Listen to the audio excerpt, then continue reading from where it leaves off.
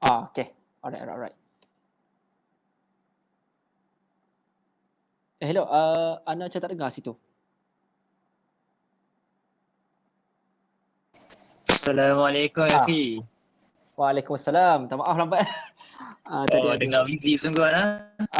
Sorry. Okay. Macam mana? Okay.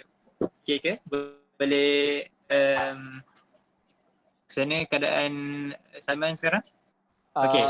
Okay, Alhamdulillah tadi baru settle sikit hal sebab ada member datang daripada Terengganu. Tadi nak jumpa sekejap. Jadi macam sebab tadi ter-extend lama sikit tadi. Tapi dah settle dah. Okay, insyaAllah boleh hadir. Salah. Cuma sekarang hari ni peserta ada lagi ke nak tunggu lagi?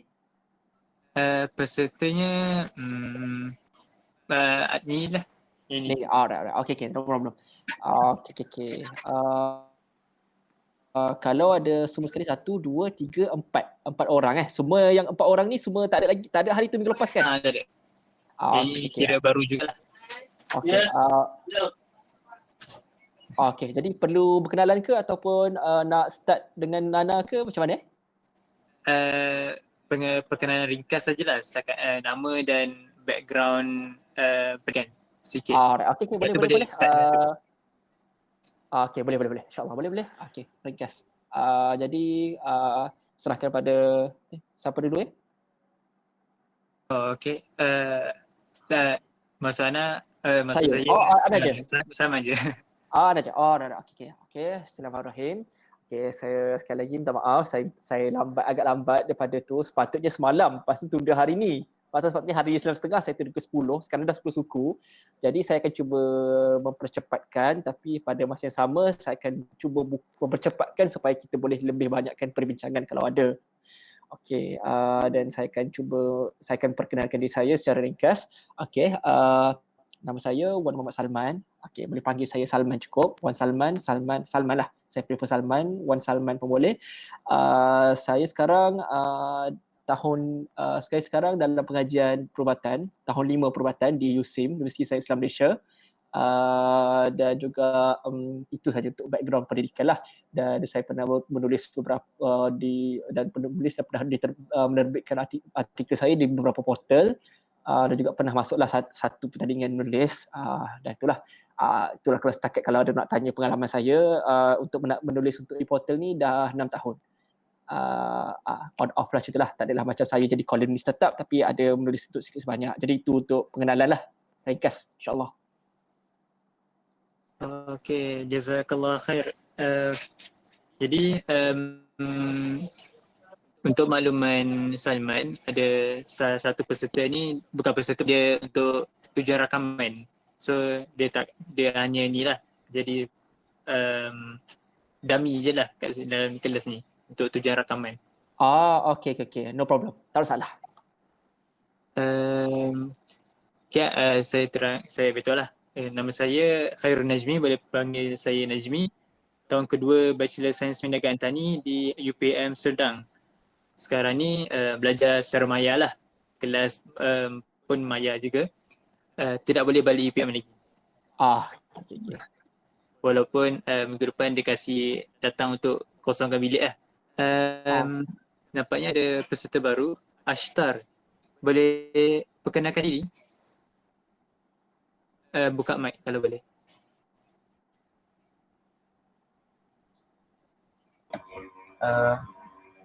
Assalamualaikum. Nama saya Muhammad Ashtar bin Ahmad Nurufiah. Okay. Saya ambil linguistik di Universiti Kebangsaan Malaysia tahun 2. UKM. Sekarang Ashtar duduk di UKM ke atau di rumah? Sekarang ni duduk rumah. Minggu depan baru kosongkan college. Oh iya ke? Sama jugalah. Rumahnya kat mana tu? Ampang. Oh, saya Keramat. Okay. Rasanya itu saja ke? Yang ni cuma yang ni tu senior sebenarnya. Dia datang untuk belajar sekali lah. Ke nak kena tak perlu kot? Terpulang rasa macam mana? Ke kalau segan tak apa, kalau nak boleh, saya tak salah. Tak apalah kot. Tak apa. Alright, okay. No problem. Boleh proceed. Awang. Kenapa awang datang? Segan dah. Dia Awang datang untuk meriahkan kelas, dia rindu tak. meriah kelas. Allah tak salam tuan. Waalaikumsalam. Okey, tak apa. Jadi tak apa abang masa, Salman boleh teruskan lah dengan pengisian. Jadi, sebab peserta Untuk Ashta ni kelas pertama je? Ya. Okey. Jadi nak recap balik minggu lepas. Untuk minggu lepas hanya introduction tentang penulisan itu sendiri. Salman telah menerangkan apa tujuan ataupun yang draft kita untuk menulis. Antaranya sebab minat, antaranya sebab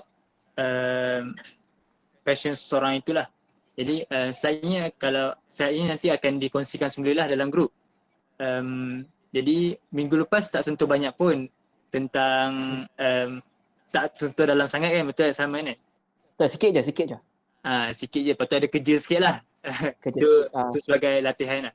Jadi dijangkakan untuk setiap kelas akan ada sedikit latihan untuk pemantapan diri lah.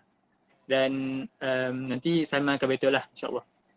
Saya akan serahkan kelas ini kepada Salman lah, kepada coach kita pada malam ini. Okay. Alright, insyaAllah. Okay, Bismillahirrahmanirrahim. Assalamualaikum warahmatullahi wabarakatuh. Okay, disebabkan hari ni peserta pun tak ramai sangat, jadi saya rasa saya boleh greet seorang-seorang lah. Okay, Assalamualaikum Ashtar, Saudari Humairah, Saudari Miziatun Samaun, Saudara Awang dan Fantastic 10 dan of course Khairul Najmi. Okay, terima kasih kerana sudi juga menunggu walaupun lama sikit terpostpone. Tapi insyaAllah saya akan mulakan sebagaimana yang saya janjikan pada saya dah inform melalui Khairul Naim. Saya inform melalui Khairul Naim yang untuk minggu ni sesi perkongsian The Art of Writing bersama saya untuk minggu ini akan berkongsi seputar bagaimana nak mencari konten atau konten apa kita nak tulis ataupun macam mana nak cari idea. Ataupun mungkin kita fikir macam mana kita nak rasa idea kita ni ada yang baru. Macam mana idea apa nak tulis senang. Macam mana nak cari idea kan. Kadang kita fikir kan macam mana orang yang ada menulis tu. Menulis mesti memerlukan melalui sekali ilham lah. Tapi apa yang permulaan pada ilham dia. Jadi insyaAllah yang tu yang saya akan kongsikan. Jadi saya akan kongsikan skrin saya. Okey.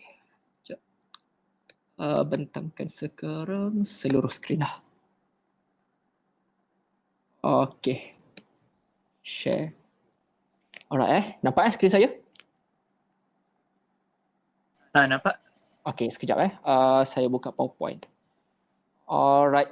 Okey, insyaAllah slide ni bertajuk minggu 2, The Art of Writing minggu 2, tips dan ilham untuk konten. Jadi konten apa yang kita nak tulis. InsyaAllah pada penghujung ataupun esok atau lusa saya akan bagi balik slide ni dalam bentuk PDF untuk pembacaan semula.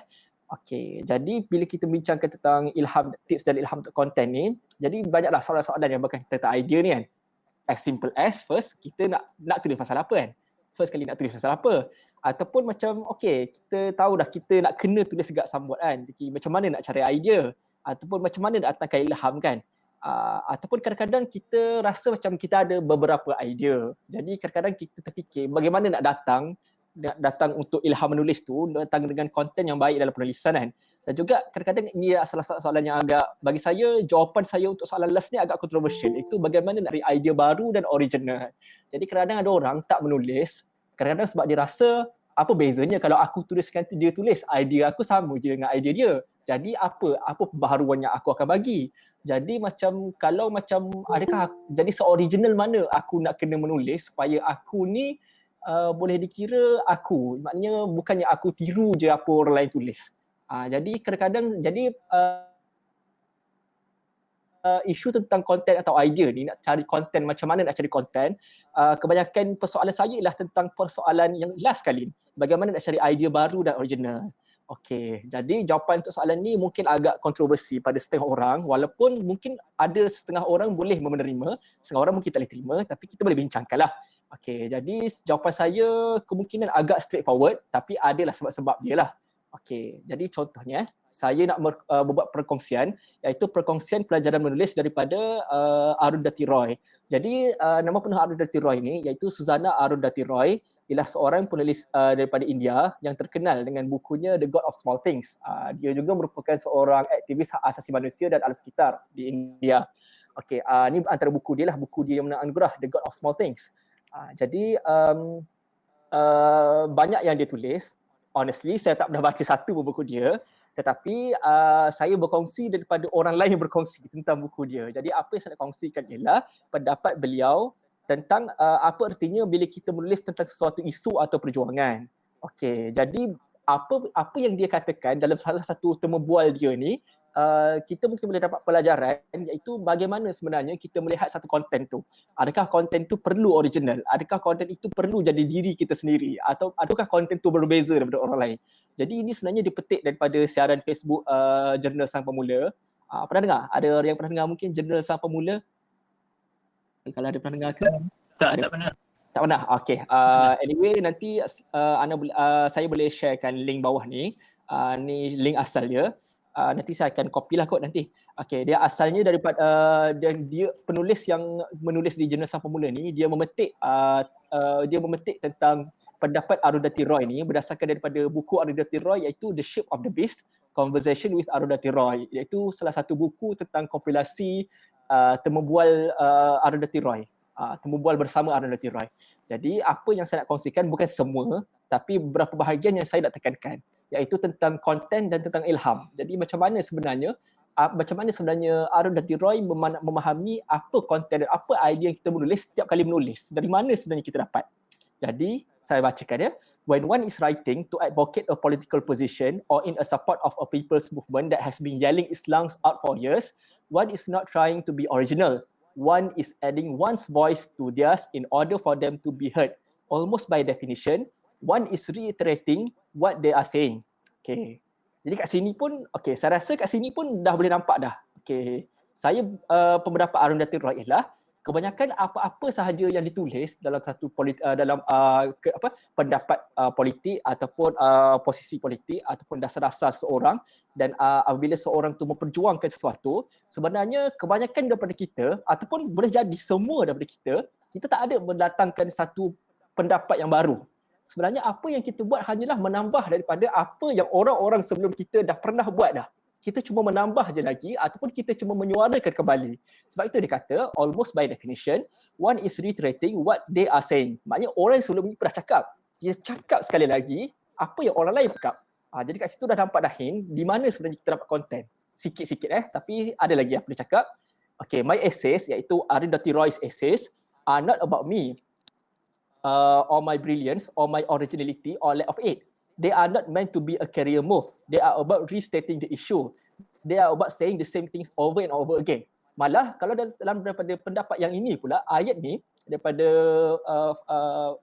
pendapat dia pula, Arundhati Roy dengan tegas lagi mengatakan bahawa apa-apa sahaja yang dikatakan bukan untuk menunjukkan sama ada dia bijak atau tak, bukan menunjukkan dia ni pandai atau dia nampak isu atau tak, bukan nak menunjukkan dia ni original atau tak, ataupun bukan dia nampak bahawa dia ni meniru orang lain atau tak. Dan ia bukan untuk menunjukkan bahawa salah satunya inilah karier dia, inilah kerjaya dia. Tapi apa yang dia nak cakap ialah dia nak meneguhkan lagi, dia nak menegaskan lagi isu yang sekian lama disuarakan oleh orang-orang terdahulu. Dan bagi dia ialah menulis ialah tentang bercakap tentang isu yang sama berulang-ulang kali. Dan berulang-ulang kali akan diulang isu yang sama daripada penulisannya.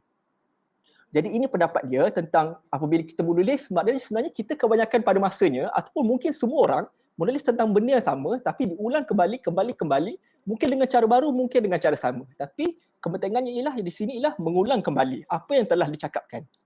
Jadi, apa lagi kesimpulan dia cakap? If you are a writer, you tend to keep those aching eyes open. Every day you are reminded that there is no such thing as innocence. And every day you have to think of new ways of saying old and obvious things. Things about love and greed, things about power and powerlessness, things must be said over and over again. Jadi kat sini, okay, inilah satu kesimpulan dia cakap. Bila kita menulis, kita sebenarnya membuka mata kita untuk melihat satu benda yang mungkin menyakitkan mata kita. yang bahawa kita kena reminded yang sebenarnya tak ada satu-satu benda yang kita katakan sebagai innocence.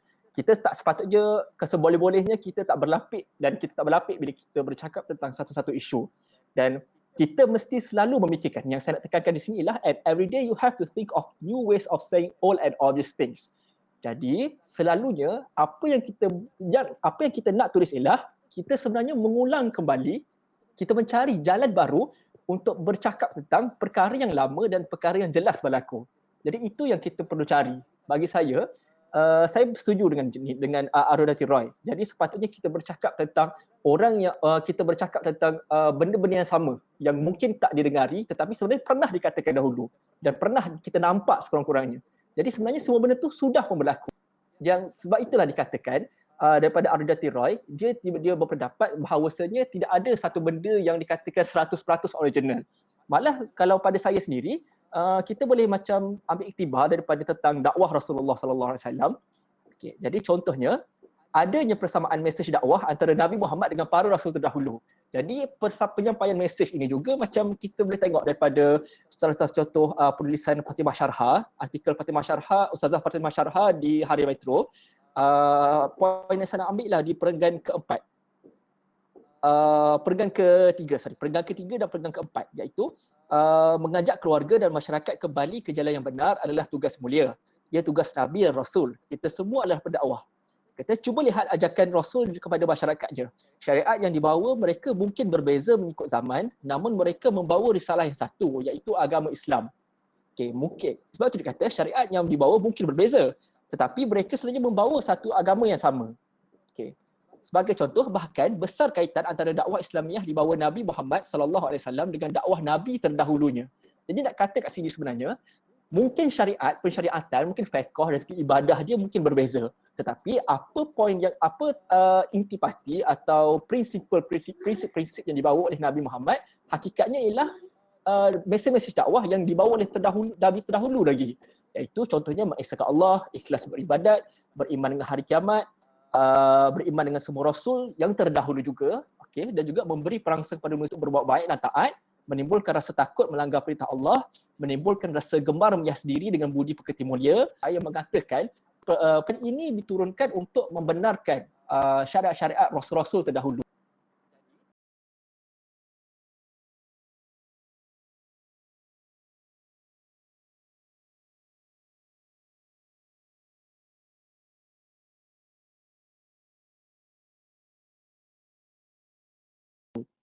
Jadi, banyak sebenarnya dalam contoh dalam kehidupan kita yang hakikatnya pada pendapat saya, bila kita menyampaikan sesuatu dengan cara contohnya menulis, bila kita menulis sesuatu, kebanyakannya kita tak boleh kata yang 100% idea dia ialah idea kita.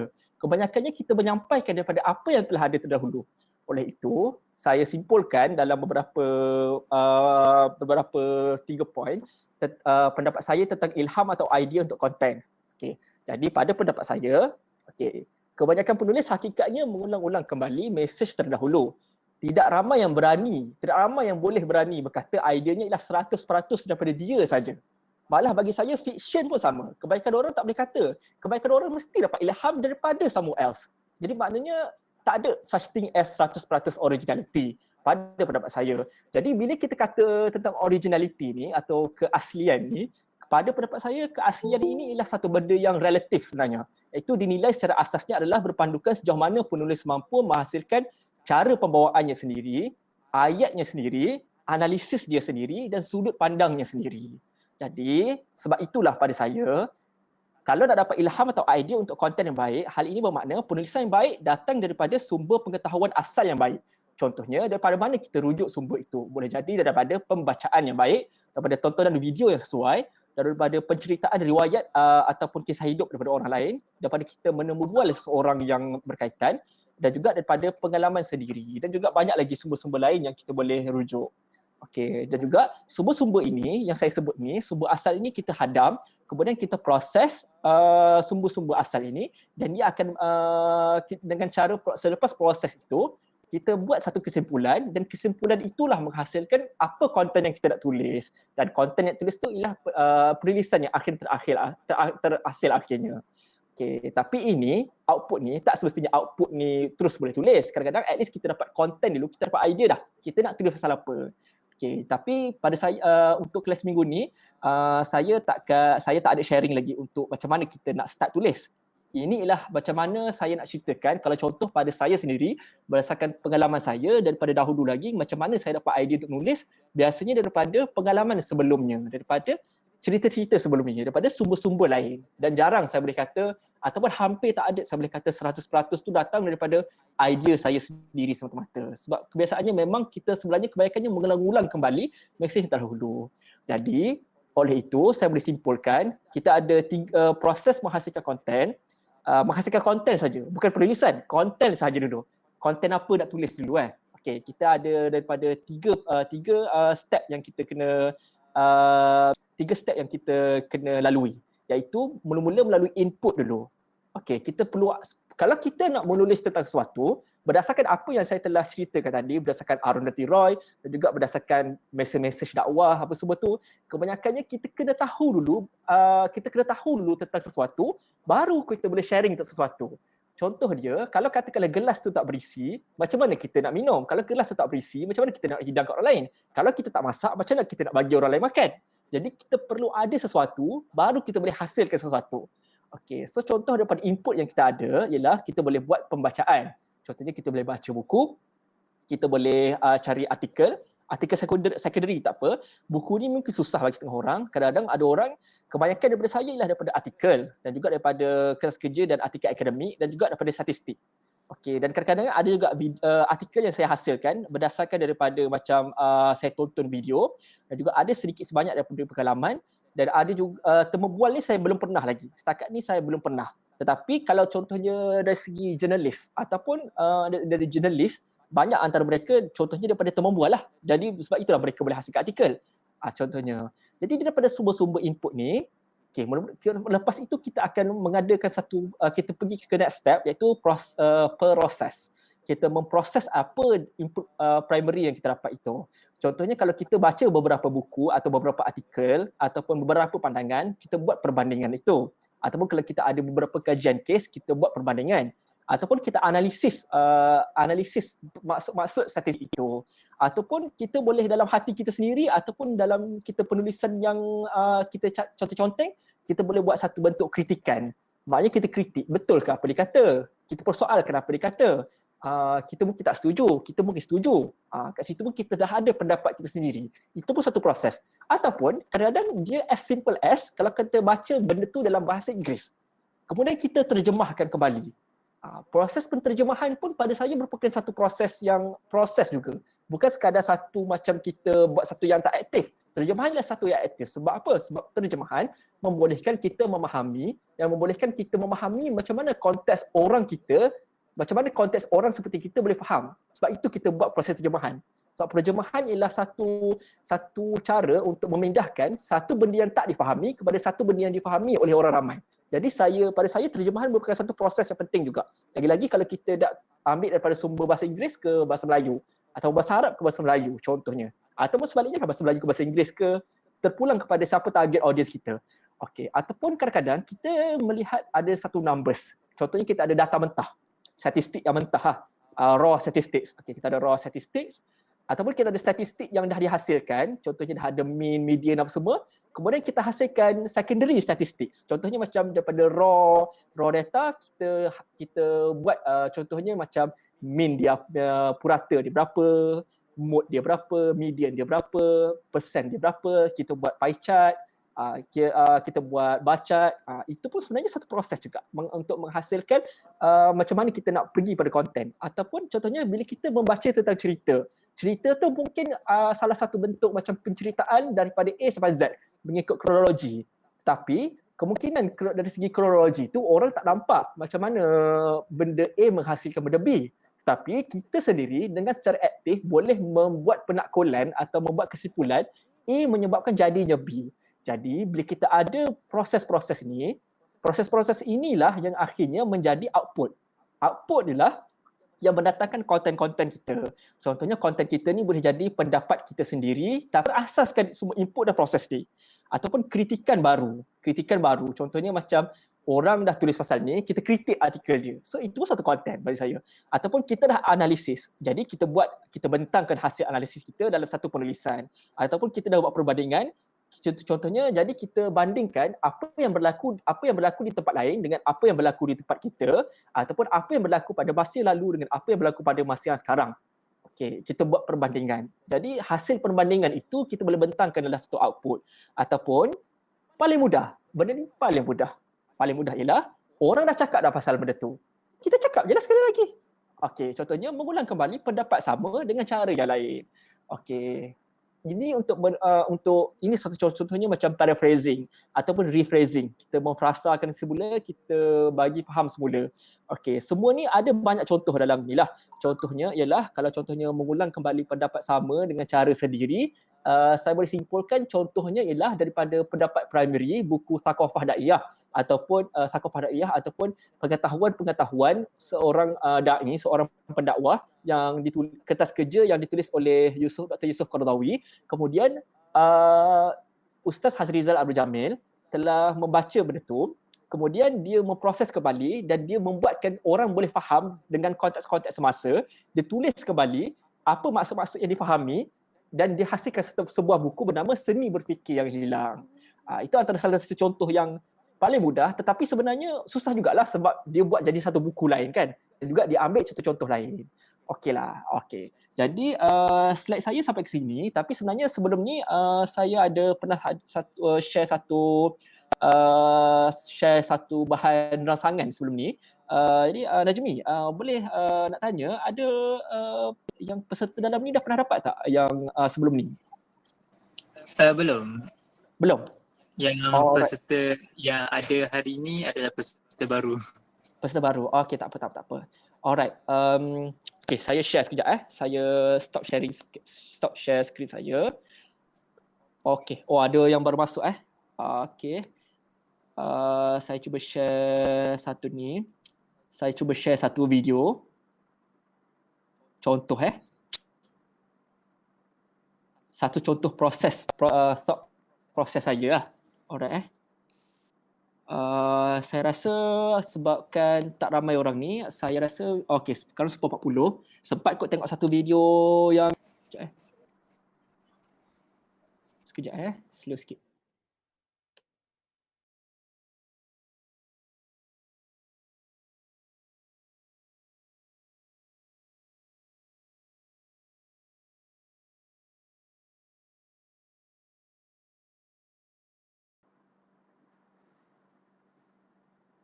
Alright. Saya share screen saya balik. Datangkan sekarang. Tab Chrome.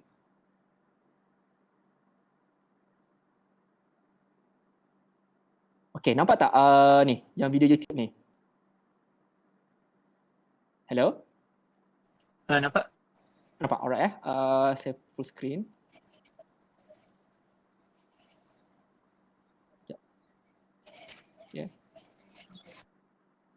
Okay, saya clear. I cannot tell you how obsessed I am with this chart. It shows exactly what is wrong with America's conversation about healthcare. On one level, you've seen this chart before. It shows healthcare spending as a share of the economy of a bunch of countries. Komputer satu lagi tu kena tutup mic sebab dia bergema. Okay. Saya cuba tutup saya punya mic Jazakallah. I cannot tell you how obsessed I am with this chart. It shows exactly what is wrong with America's conversation about healthcare. On one level, you've seen this chart before. It shows healthcare spending as a share of the economy of a bunch of countries. There's Germany and France and Japan and Canada and there's America. But now I want to add something you haven't seen to this chart. This is how much of that spending in each country is private and how much is public. Here's what's amazing. America's government spending on healthcare, on programs like Medicaid and Medicare and the VA, our versions of socialized medicine, it's about the same size as these other countries. These countries where the government runs the whole healthcare system. And then there's our private spending.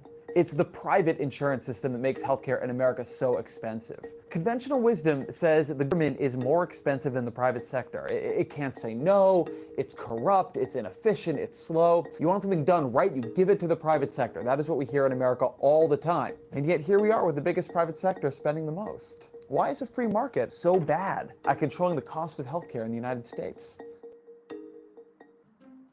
If you look at the data on physician visits and hospital discharges, you can get rid of one theory. Americans don't consume more healthcare than people in these other countries. We don't go to the doctor more than the Germans or the Japanese. In fact, we go to the doctor less. The difference between us and them is that we pay more. Every time we go to the doctor for everything from an angioplasty to a hip replacement, from a C-section to a pain reliever, in America, the price for the same procedure at the same hospital, it varies enormously depending on who is footing the bill. The price for someone with public insurance, like Medicare or Medicaid, is often the lowest price. These groups cover so many people that the government can demand lower prices from hospitals and doctors, and they get those lower prices. If the doctors and hospitals say no, they lose a ton of business. They lose all those people on Medicare, all those people on Medicaid. But there are hundreds of private insurance companies, and they each cover far fewer people than a Medicare or a Medicaid. And each one has to negotiate prices with hospitals and doctors on their own. And if you're uninsured, you have even less leverage. Nobody is negotiating on your behalf. So you end up paying the highest price. One study found that most hospitals charge uninsured patients 4 times as much as Medicare patients for an ER visit. Other countries, they don't have this problem. Instead of every private insurance company negotiating with every care provider, there's just this big list. Country, the central government, they go and they say, if you want to sell to us, to all of our people, then here's what you can charge for a checkup. Here's what you can charge for an MRI or a prescription for Lipitor. And so then whether that bill goes to the heavily regulated private insurance companies in Germany or directly to the government like in the UK, each country is telling the doctor or hospital or drug company how much that bill will be. And because the government controls access to all of the customers, it's an offer that hospitals and doctors and pharmaceutical companies typically can't refuse. I'm going to make them an offer they can't refuse. In America, the idea is that you'll be a consumer, that you'll do what you do when you go to Best Buy and buy a television. But that just doesn't work in healthcare. It doesn't work in healthcare because you often come and get healthcare when you're unconscious in an ambulance, when you're scared, when it's for your spouse or your child. It is a time when you have the least bargaining power. You are not usually capable of saying no. You're not knowledgeable enough to do it, you're not comfortable doing it, or you're not conscious enough to do it. That's why in other countries, the government is a person who can say no for you, who can say, no, that's too expensive, you're gonna have to lower your price, because they do have that power.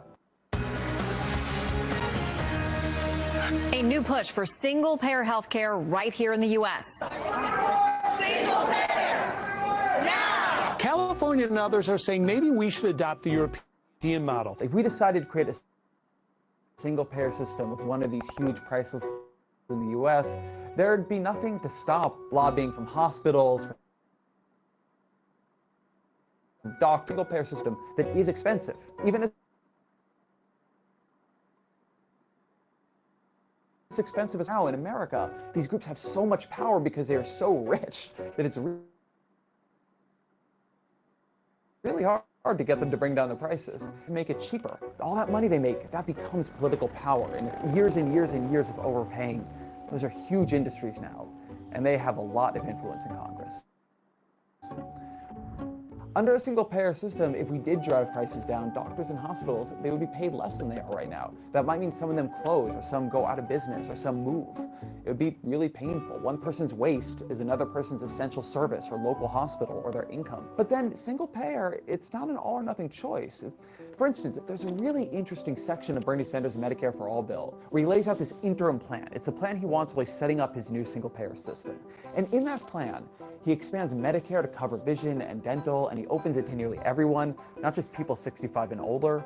All kids go on Medicare automatically, and most adults can buy in. That plan on its own, it wouldn't get American healthcare spending far down overnight, but it would at least begin to recognize what we already know, and what most other countries already do, that healthcare is one of those things the government can do cheaper and better than the private sector.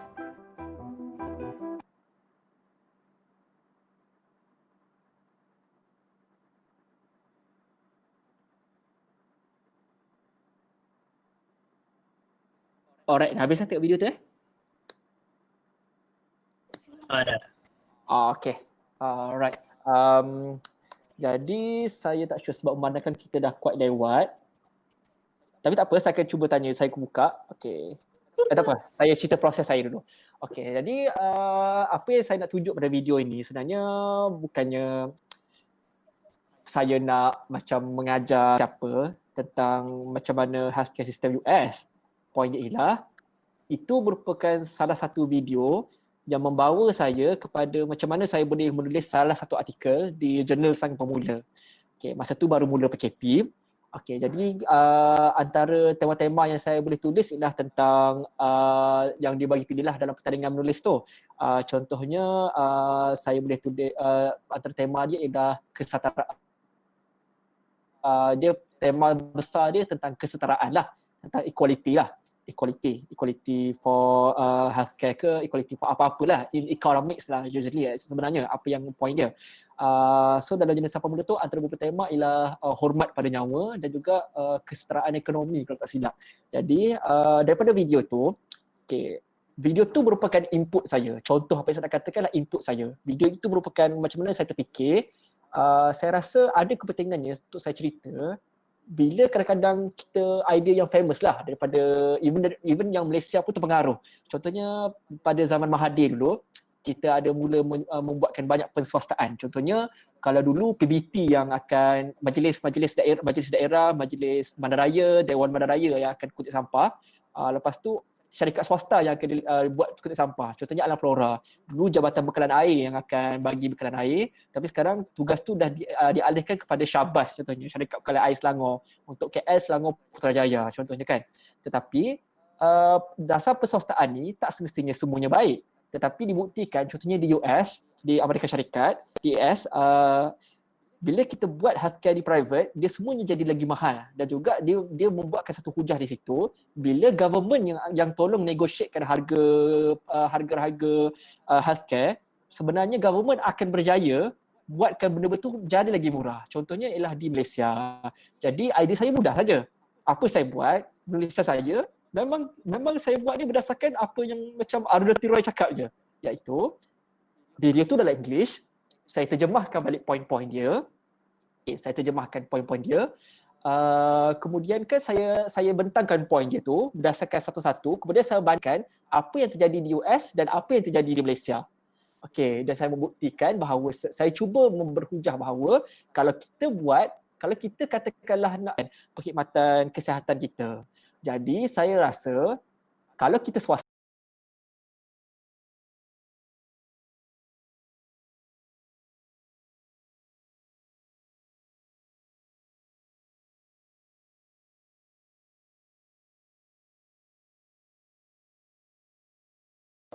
kita ada risiko untuk menjadikan benda ni tak efisien dan paling teruk ialah kita boleh menyebabkan orang lain tak boleh bayar kos-kos perubatan mereka.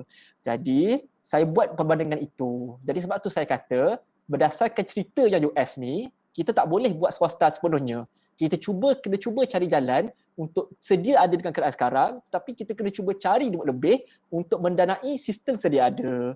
Okey, jadi kat sinilah saya nak share salah satu artikel saya daripada jurnal Sang Pemula juga sebenarnya yang saya hantar. Adalah dapat tempat sikit. Okey kalau saya boleh share, saya cari link dia. Sekejap ya. Okey. Sekejap.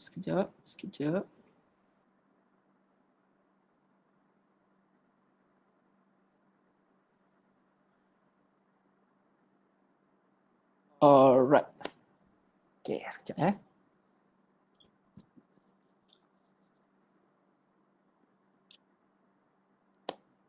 Okay. Jadi kalau siapa yang ada rasa macam ada masa untuk baca, boleh baca kemudian macam mana saya hasilkan, macam mana boleh bandingkan video asal tu. Okay. Ini video asal dia, saya bagi link video dia. Saya bagi link video ni kalau katakanlah nak tengok sekali lagi. Kemudian ini ialah hasil tulisan saya. Okay. Saya membandingkan proses tu. Okay. Yang YouTube tu video, iaitu sumber saya. Yang kemudian yang Facebook tu ialah hasil penulisan saya. Okey, poin saya kat sini ialah saya nak meneguhkan lagi apa yang saya percaya, iaitu kebanyakan kita sebenarnya tidaklah menghasilkan satu idea yang 100% original. Tetapi bila kita tahu hakikat itu, sepatutnya kita jangan rasa risau, kita jangan rasa bimbang, kita tak ada sesuatu yang baru. Tetapi kita rasanya sepatutnya berasa lebih berbangga kerana kita berjaya mengolah sesuatu, kita berjaya menegaskan lagi suara-suara terdahulu yang mungkin tak kedengaran di Malaysia atau di tempat kita, tetapi kita boleh membuatkan orang mendengar kembali benda tu. Malah yang paling penting, apa kaitan semua benda ni yang konten ialah, okey, ini yang poin saya nak cakap ialah, bila kita tahu bahawasanya setiap apa yang kita tulis, setiap apa yang penulis itu tulis bermula daripada sesuatu yang lain, maka di situlah kita kena bermula, iaitu kita kena mencari dahulu apa yang patut, idea apa yang kita patut boleh kongsikan. Kita boleh mulakan dengan pembacaan yang lebih banyak, pembacaan buku berkaitan. Contohnya kalau kita nak menulis banyak tentang ekonomi, kita boleh mulakan baca buku-buku yang sesuai tentang ekonomi. Ataupun kalau kita intimidated, kita rasa macam tak reti lah nak baca buku-buku pasal ekonomi, tak reti nak baca buku pasal The Wealth of Nations oleh Adam Smith kan. Tak apa, kita tulislah, kita baca dulu artikel-artikel yang ditulis oleh mungkin artikel jurnalis ataupun artikel-artikel yang ditulis oleh ekonomis, artikel-artikel yang di surat khabar. Jadi apa trik yang saya buat selalunya, saya tak banyak sangat baca benda-benda primary untuk saya hasilkan poin-poin saya. Kebanyakannya ialah saya segan juga nak mengaku benda tu. Tetapi kalau boleh buat benda tu. Tapi kalau katakanlah kita tak literate enough ataupun kita tak specialized enough untuk membaca semua primary, kita boleh mulakan dengan secondary source. Contohnya macam saya suka tengok video, saya suka sangat tengok video yang Vox tadi, Vox.com. Dia banyak macam benda-benda yang idea-idea tentang social punya idea. Kemudian dia cuba buat dalam bentuk video-video yang interaktif macam tadi. Okey, kemudian kita cuba simpulkan sesuatu. Kemudian kita mungkin boleh terjemahkan, just as simple as terjemahkan balik, ataupun kita cuba compare dengan konteks semasa. Jadi apa yang saya buat ialah input saya tonton video tadi, kemudian saya kumpulkan pengalaman saya berdasarkan apa yang saya tahu tentang proses-proses healthcare di government. Sebabkan saya pelajar perubatan, jadi saya rasa saya dapat tahu sikit sebanyak. Plus sebabkan saya patient psychiatry, jadi saya tahu harga-harga ubat psychiatry. Jadi saya boleh dapat pengalaman-pengalaman mengetahui harga-harga ubat dan kos-kos perubatan berdasarkan pengalaman saya sendiri. Dan juga saya compare dengan apa yang berlaku di US berdasarkan video itu. Kemudian saya buatkan satu artikel untuk memberikan pemahaman macam mana bagi orang Malaysia faham sistem kat US ni macam mana dia orang boleh bayar macam tu. Kemudian saya compare-kan, saya buat kesimpulan. Dan kesimpulannya sebenarnya saya ulang balik je apa yang orang yang buat video tu tadi cakap. Jadi itu proses yang saya buat. Jadi kalau ada masa mungkin boleh comparekan video itu dengan artikel yang saya tulis. Itu boleh nampak kat mana proses kat situ, proses apa yang saya buat kat situ. Dan kebanyakan proses saya buat dalam video tu mudah je. Iaitu saya terjemahkan balik video tu, saya compare dengan konteks semasa, kemudian saya hasilkan tulisan baru. Okey. Itu ialah salah satu proses yang kita boleh buat. Jadi sebab itulah pada saya kesimpulan take home message yang mudah ialah, sekejap saya share balik skrin ya. Take home message yang mudah ialah pada slide terakhir saja sebenarnya. Pada slide yang terakhir saja, iaitu pada slide ini. Inilah dia proses yang untuk menghasilkan konten. Iaitu untuk ada apa-apa, kita kena, iaitu 3, input, process, output. As simple as that. Dari segi nak hasil, kalau nak ada idea dulu. Itu mula-mula kita kena mulakan dengan mencari sumber tertentu, contohnya kita membaca atau menonton video, atau kita ambil pengalaman kita korek balik pengalaman kita yang lama, ataupun kita berbual, kemudian kita ambil sumber-sumber tu, kita proseskan dulu. Kita buat perbandingan, analisis, kritikan, kita buat statistik sekunder, kita buat calculation, kita boleh terjemahkan, kita boleh membuat analisis sebab dan akibat, kita boleh analisis macam balik dari segi masa dia macam mana, apa kepentingan-kepentingan dia. Kemudian hasil proses tu kita buat kesimpulan. Kesimpulan tu ialah output, iaitu pendapat sendiri, kritikan baru. Kalau kita ada hasil analisis, kita ada perbandingan dengan kes semasa, kes yang masa ini, ataupun kita ada tentang kes tempatan, kita boleh bezakan kes overseas dan kes Malaysia, ataupun kita as simple as kita ulang je kembali pendapat orang lain, tetapi kita bagi tahu dengan cara kita sendiri. Okey. Jadi saya rasa setakat ini itu saja. Kalau itu saja daripada saya, dan juga kalau saya boleh buka lah, saya rasa boleh buka kalau ada apa-apa soalan. Okey, minta maaf kalau lama sikit, suku sebelah lah. Okay, jazakallah khair kepada Salman atas perkongsian itu tadi. Memang nampaklah flow dia simple macam tu je, tapi ia perlukan kepada satu usaha atau penelitian yang satu usaha lah untuk menghasilkan satu konten yang baik. Ni baru cerita macam nak hasilkan konten, belum cerita hasilkan konten yang baik pula kan. Okay, kita buka kepada para peserta untuk malam ini. Sekiranya ada apa-apa persoalan bermain di fikiran seperti apa-apa soalan yang hendak dilontarkan kepada coach kita pada malam ini, jangan segan boleh buka mic. Dan sekiranya kalau tak ada soalan, pukul 11 kita akan conclude lah, kita akan wrap. Boleh?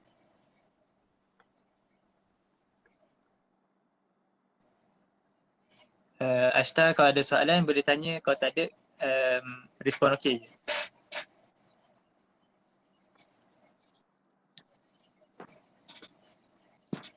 Saya nak tanya soalan. Boleh dengar ke? Boleh. Satu perkara lah yang saya rasa macam kenapa bagus lah yang proses input, proses output kan. Tapi yang bahagian proses tu kot yang buatkan kita macam ramai lah kot. Macam termasuk saya sendiri macam rasa ragu-ragu nak menulis sebab kita rasa macam kefahaman kita tu macam betul ke ni? So macam mana nak baca jika ada orang yang do we need like someone lah yang nak kena baca benda tu. Padahal macam orang lain pun tak ada masa kan nak baca kan. So macam mana tu nak improve our processing process? Okay, terima kasih. Fantastic 10. Okay, saudari Fantastic 10. Right, okay. Bismillahirrahmanirrahim. Soalan yang sebenarnya saya tak terfikir kan. Okay. Honestly lah, benda yang paling susah ialah proses lah. Okay. Sebab ramai orang kebiasaannya saya perasan ada setengah orang rasa intimidated sebab dia tak tahu. Dia rasa intimidated sebab dia rasa dia perlukan masalah dalam originality kan. Macam ataupun kita dah baca, kita tak tahu apa yang kita nak hasilkan daripada pembacaan itu.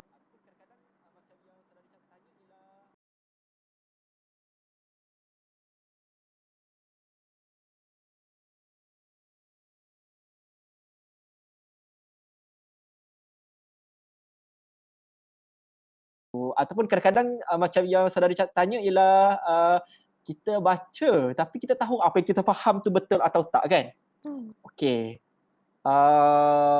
Benda ni sebenarnya memang salah satu cara yang paling cepat ialah, betul, saya setuju, kita boleh cari orang yang kita percaya dia mungkin lagi faham daripada kita.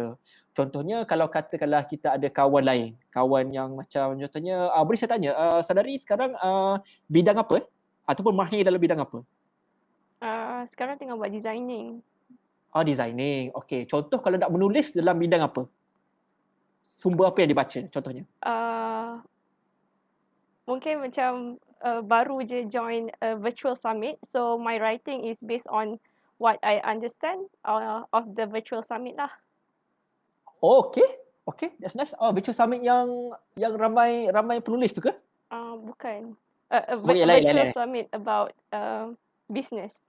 Business. Virtual summit lain. Virtual summit about writing. Okay. Virtual summit about business. Tapi sekarang bidang designing lah. Okay. Alright. Agak-agak, daripada virtual summit tu ada tak bahan-bahan yang dia share? Macam bahan-bahan macam PDF ke, apa ke, lecture notes ke, dia ada bagi tak? Ada. Alright. Okay, so that's good. Okay. Ada kawan-kawan lain yang dikenali yang join juga? Ada. Okay. Jadi, kalau katakanlah kadang-kadang kita rasa ragu-ragu, macam kita rasa macam segan lah, macam sama ada pendapat kita ni macam okey ke tak kan? Jadi, kita mungkin boleh cari beberapa orang, sama ada daripada kawan daripada virtual summit sendiri atau kawan lain yang macam suka membaca ataupun pandai dalam bidang bisnes tu, kita cuba tanya pendapat dia. Macam maknanya adakah pendapat ini okey ke tak? Okay. One thing about social science ni, satu benda yang saya suka pasal social science ni ialah kita tak perlu terlalu worry dengan 100% betul atau 100% salah. Okay, this is what's good about social science. Jadi orang lain boleh bagi pendapat orang lain, tapi pada masa sama kita sendiri yang pergi virtual summit tu, kita ada pemahaman kita sendiri dan juga kita ada pemahaman tentang strategi. Strategi ni mungkin ada benda-benda berbeza lah yang tu. Jadi tak semestinya semua strategi tu mesti ada macam 100% betul atau 100% salah. Melainkan dia orang buat eksperimen contohnya. Melainkan dia buat kajian yang academically verified, maksudnya ada peer review apa itu kan. Okay, melainkan ada bukti-bukti macam sains yang black and white macam tu. Jadi biasanya lazimnya kalau dalam social science ni kita jangan terlalu risau dengan proses kita. Tapi kalau kita rasa risau juga, don't worry, kita try cari orang lain. Kita mungkin boleh try bincang dengan dia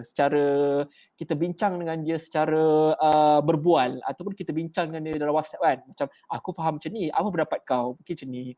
Jadi daripada situ juga, daripada proses kita berbual dengan orang lain, kita pun boleh dapat idea yang baru juga. Ataupun cara baru untuk kita menyampaikan idea yang kita dah already faham. Dan juga kita boleh menambahkan kefahaman kita. Jadi itu salah satu cara lah. Tapi kalau katakanlah kita rasa macam tak berani, jadi sebenarnya salah satu cara lain ialah kita keep on doing dan kita keep on biar orang komen. Kalau kita takut kita kena bash, jadi kita buat tapi kita share pada orang yang kita yakin dia takkan bash. Kadang-kadang kita takut macam tu kan. Okay. Jadi kalau macam nak pastikan keabsahan atau ke benda tu paling pemahaman kita tu yang paling okey atau tak, okey, kita boleh kongsikan atau kita boleh bincangkan dengan orang dalam pakar bidang. Tapi kalau kita rasa macam kita nak asah, sebenarnya don't worry too much about 100% betul atau 100% salah. Especially kalau benda-benda dalam social science. Sebab kebiasaannya dia tak ada macam benda yang terlalu konkret dalam social science. Okay, except ada certain things lah yang benda yang dah experimentally diorang dah tested kan. Okay, jadi kita yang penting ialah kita kena sentiasa cuba buat dan cuba buat. Jadi kalau ada orang yang kritik, jadi kita ambil kritikan tu dengan cara baik. Jadi kalau katakanlah ada orang kritik kata kau pendapat kau salah apa semua kan. Kalau katakanlah benda tu tak outright salah atau just pandangan yang berbeza, kita rasanya tak apa, benda tu tak sepatutnya demotivate kita. Tapi katakanlah benda tu outright salah, dan barulah kita ada tanggungjawab untuk kita kena buat satu kenyataan untuk membetulkan saya salah faham sebenarnya, saya buat ni. Okay, contohnya macam tu. Alright, jadi point is apa yang saya nak kata kesimpulannya daripada jawapannya ialah kita boleh bincangkan apa yang kita faham dengan orang pakar bidang. Okay, tapi dalam masa sama kita kena keep on train diri kita untuk sentiasa hasilkan je. Kita kena sentiasa tuliskan je balik apa yang kita rasa kita percaya yang daripada dapatan kita. Kemudian kita terima kritikan itu supaya lain kali kita dapat tahu cara yang lebih betul ataupun cara yang lebih baik berdasarkan sharing-sharing dan komentar-komentar dan kritikan-kritikan orang lain. Kemudian berdasarkan next tulisan, ambil pengalaman-pengalaman yang ada, kita perbaiki balik. Okey, dia nampak mudah lah, tapi nak tak nak benda ni memang kena hasilkan satu, dia memang kena satu tu lah. In fact, video yang saya tunjuk tadi tu, saya tengok rasanya dalam 5-6 tahun lepas saya rasa. Tapi tahun ni saya baru tulis artikel pasal tu.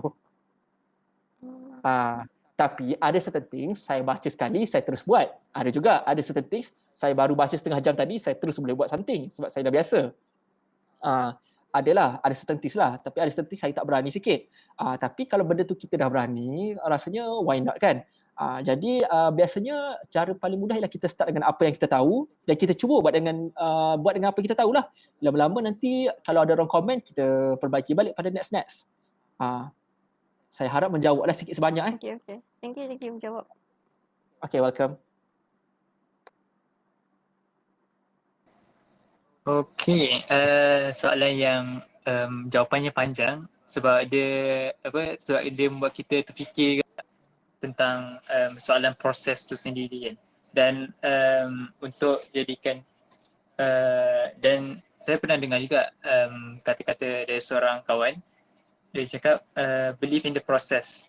Maksudnya sepanjang kita membuat penilaian, kritikan, analisis tu, kita tidak ada dari kesilapan lah. Tapi itu tidak bermakna kita menghentikan diri daripada membuat satu artikel atau ulasan.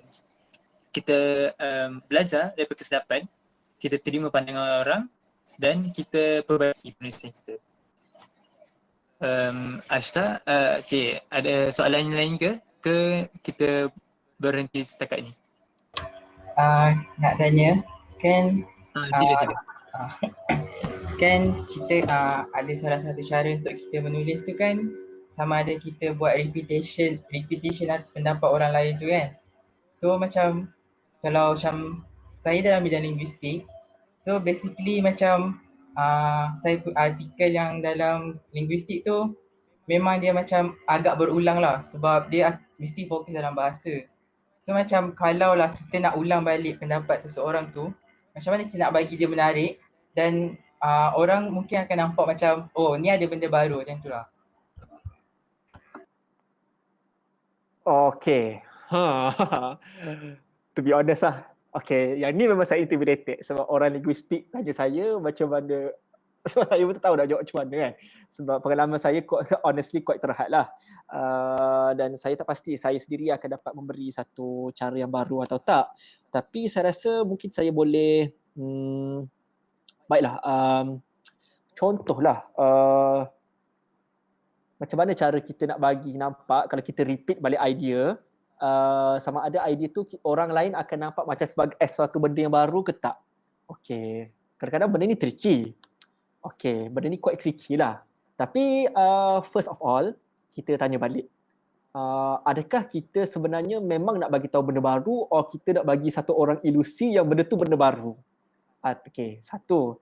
Okay, tapi pada saya, okay, untuk menjawab soalan pertama ni, saya ada jawapan saya sendiri. Tapi Ashta dan orang yang peserta lain mungkin ada jawapan masing-masing. Saya hormat je pendapat masing-masing. Tapi pendapat saya ialah, pada saya tak akan berselindung bahawa memang saya mengulang, kebanyakan masanya memang saya mengulang saja kembali pendapat-pendapat orang lain. Okey, tetapi apa yang saya nak buat ialah saya nak menarik orang kepada supaya dengan cara saya, idea yang tak dikenali sebelum ni atau idea yang asing selama ni, biar orang kita tahu, biar target audience kita tahu. Jadi ialah sebenarnya benda ni pun masih lagi tak menjawab. Sebenarnya soalan dia ialah tentang macam mana kita nak pastikan orang tertarik lah dan orang nampak LNS baru dan orang tak dismiss sebagai idea lama. Okey. Jadi kadang-kadang mungkin sebenarnya target kita ialah bukan membuatkan orang tu rasa kita nak buatkan satu ilusi biar orang faham benda tu as idea baru. Apa yang kita nak ialah kita nak bagi, kalau kita repeat balik idea, kita nak bagi orang faham bahawa saya ambil contoh ya. Parti lah.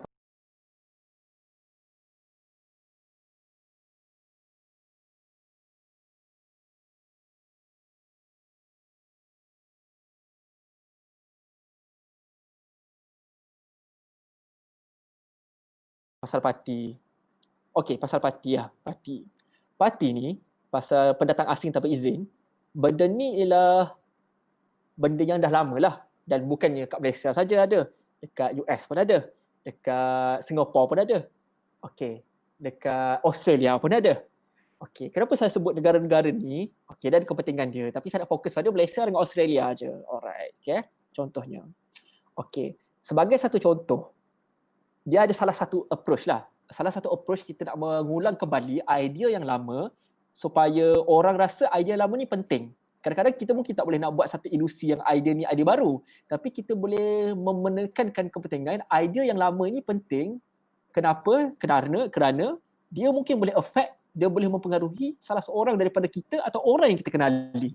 Itu salah satu cara kita nak membuktikan bahawa kenapa kita ulang-ulang idea ni ialah walaupun dia tak kena pada kita kena beritahu orang lain, dia boleh jadi pada kita atau dia boleh jadi kena pada orang yang kita kenal. Contohnya kita tak suka kita membincangkan tentang moral, mengapa kita mesti menjaga parti-parti ni? Kenapa kita mesti jaga kesihatan parti-parti ni? Kenapa tak elok untuk kita macam lakukan pendatang asing tanpa izin ni in this way or in that way? Okey, jadi kita boleh jadi macam kita boleh ceritakanlah bahawa banyaklah problem, contohnya masalah penguatkuasaan yang tak baik, masalah rasuah yang membolehkan orang-orang ada sindiket untuk penyeludupan warga asing masuk ke dalam. Jadi benda ni merugikan negara semua. Jadi macam kita boleh halau balik. Jadi sebabkan tu kita boleh kena halau balik kan. Tapi kadang-kadang dia not as simple as that. Jadi kita boleh cerita contohnya tentang membandingkan macam mana kalau contohnya masalah-masalah macam ni. Cuba bayangkan kalau warga asing Malaysia pergi ke Australia sebagaimana sekarang, kemudian dia dilayan sebagaimana orang Malaysia melayan warga-warga asing, warga-warga asing yang tanpa dokumen ni. Contohnya warga Indonesia dan contohnya sebagaimana Malaysia melayan warga asing Indonesia dan Rohingya tanpa izin ni, kita maknanya Australia layan macam tu juga tapi pada warga Malaysia yang bekerja petik buah kat sana. Jadi kita kena membandingkan, kadang-kadang kalau kita tak dapat membuatkan satu idea tu idea baru, kita kena buktikan idea tu penting untuk kita ulang kembali kerana benda tu boleh terjadi pada diri kita, benda tu boleh jadi pada orang-orang yang kita sayang. Kadang-kadang kita kena macam kita dalam satu penulisan untuk media lah, selalunya apa yang dia buat ialah diorang sensationalize benda tu. Diorang pakai benda tu dalam konsep emosi. Diorang mengatakan bahawa kita mainkan dengan emosi pembaca, yang bahawa kita cuba jentik emosi, kita fikirkan apa yang membolehkan diorang rasa terdetik nak baca. Jadi salah satu jalan pintas untuk nak membuatkan orang rasa terdetik nak baca, walaupun benda tu idea yang diulang-ulang, ialah kita boleh buktikan benda tu penting untuk kau tahu sebab kau pun boleh kena jadi macam tu, orang yang kau kenal pun boleh jadi macam tu. Itu salah satu kaedah lah. Salah satu kaedah, tapi banyak lagi kaedah lain. Contohnya, kita mungkin, kalau selama ni pembacaan primary kita ialah contohnya tentang buku lah. Saya ambil salah satu buku yang tadi saya cakap tadi, buku Thaqafah Da'iyah, tulisan Syekh Yusof Qaradawi. Itu mungkin tulisan primary, contohnya dalam bahasa Arab dan bahasa Inggeris, dan bahasa Melayu mungkin penterjemahan yang sebiji-sebiji. Dan mungkin kalau kita baca semua primary, susah nak faham. Jadi Ustaz Hasrizal Abdul Jamil dia tulis balik pendapat dia dan ulasan dia, tapi poin dia kebanyakannya sama saja, tetapi dia ulang balik dengan perkataan-perkataan yang mudah supaya orang boleh faham. Okey, supaya orang boleh faham, dan juga dia ambil contoh-contoh yang Malaysia ni macam mana amalan-amalan di Malaysia. Okey, jadi macam tu. Itu antara beberapa kaedah lah. Kadang-kadang terjemahan dengan perkataan yang lagi mudah. Okey, jadi bagi saya kadang-kadang kalau dari segi linguistik ni, kadang-kadang saya tak boleh katalah dari segi linguistik ni saya rasa saya bukan orang yang paling tepat untuk bercakap tentang ni. Tetapi kita boleh belajar tentang bagaimana meletakkan huruf dan perkataan atau ayat yang betul, ialah kita boleh belajar daripada membaca style-style penulisan jurnalis.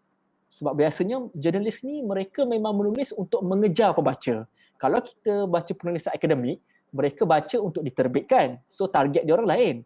Tapi kalau macam media ni, mereka memang menulis untuk nak bagi orang baca. Jadi kita try tengok cara penulisan dia orang, macam mana dia orang tulis benda tu. Macam mana dia orang ulang balik idea-idea tu. Kita tengok macam mana. Okey, jadi mungkin dari situ kita boleh belajar sikit macam mana cara dia orang betulkan ayat tu, macam mana dia orang ringkaskan ayat kita. Kadang-kadang saya pun belajar dari situ juga. Macam saya meringkaskan balik based on kalau saya hantar kat portal, saya tengok macam mana dia orang edit balik ayat saya. Itulah sedikit sebanyak. Saya harap menjawab. Macam mana menjawab kan?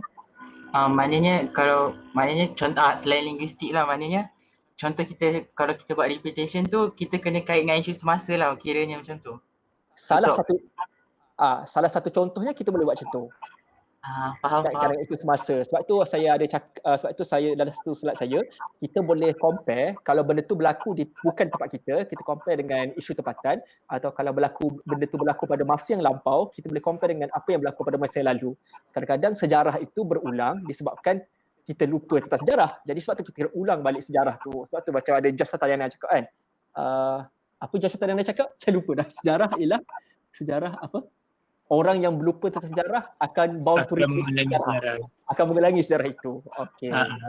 Okey. Jadi sebab tu kita kata ada kepentingannya untuk kita mengingati kembali benda-benda lalu. Kadang-kadang as simple as that point. Kita compare dengan benda lampau atau benda yang dah terjadi di luar. Faham. Terima kasih. Sama.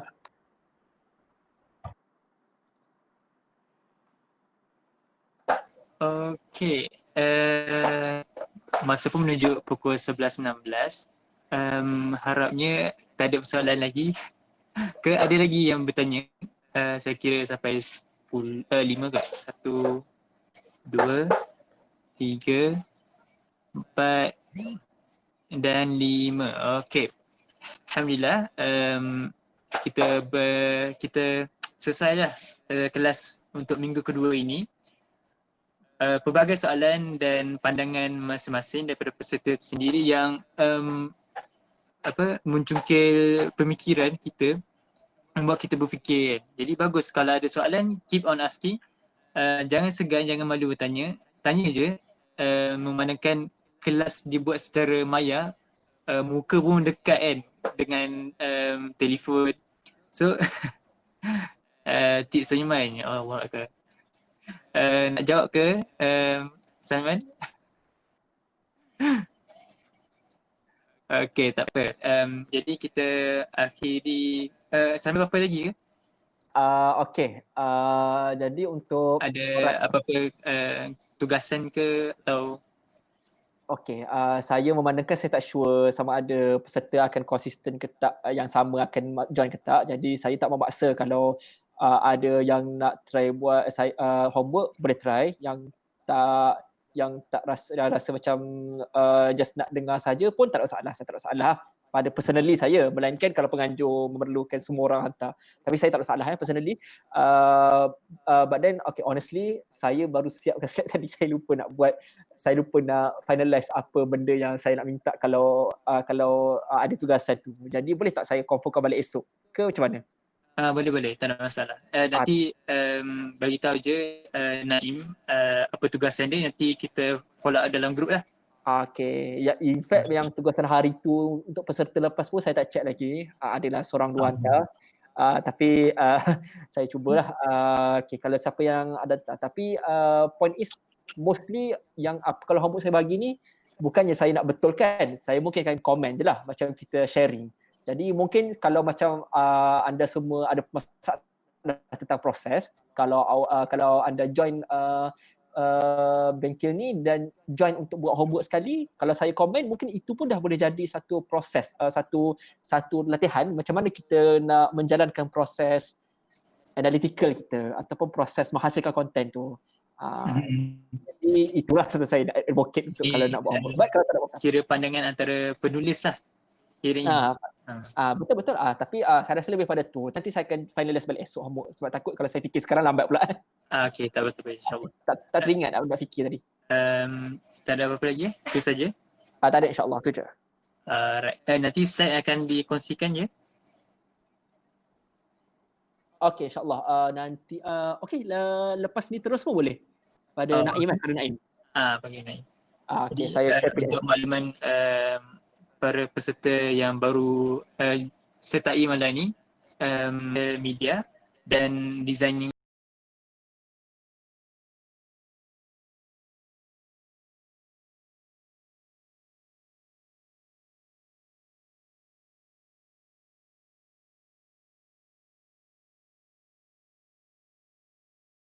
poster juga.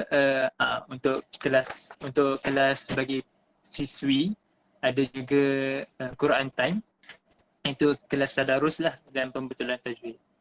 Jadi itu saja untuk malam ni. Kita tutup kelas kita dengan tasbih surat As.